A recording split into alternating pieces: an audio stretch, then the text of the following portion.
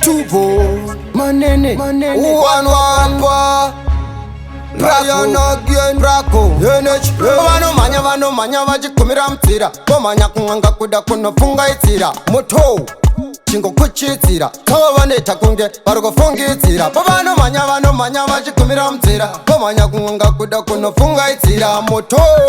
chingokuchidzira tavo vanoita kunge vari kufungidzira vachimikise navo nono vandotandara pane chakanaka fes vanofinyama vanogret kutya navo vanokambura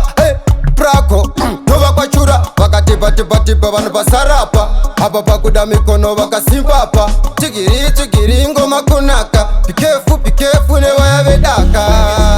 mashangu chingoma chorira chichiti pangu wandiona zvangu ndaneve kwangu this time ndakachamka ende ndakatobuka saka tambiro ikure mashangu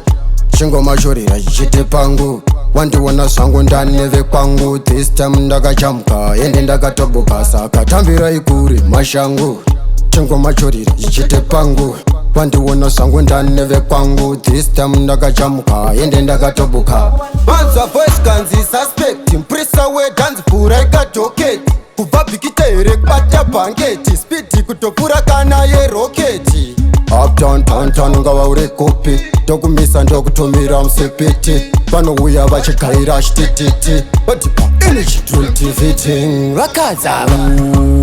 udisa warning watch out to the next thing a next thing a big thing when we step in you must charge your power plus the energy baboye take advantage anditambe navo tuma underage this time tonosangana pa stage mashangu chingoma chorira chichiti pangu wandiona zvangu ndaneve kwangu this time ndakachamka ende ndakatobuka saka tambiro ikure mashangu chingoma chorira chichiti pangu wandiona zvangu ndaneve kwangu this time ndakachamka ende ndakatobuka saka vaizviti vanobheka asi moyo ari maheta manje anboneta matsaga ndomakanda kuchecha wamari yarazodayirwa imi magorokota nanza zichitaurwa imomo momokota hanzi mfana uya afura imwe poto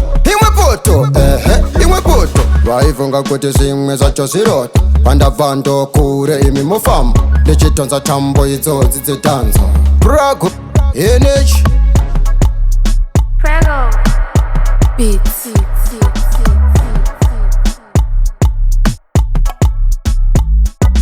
NSK daddy, the universe.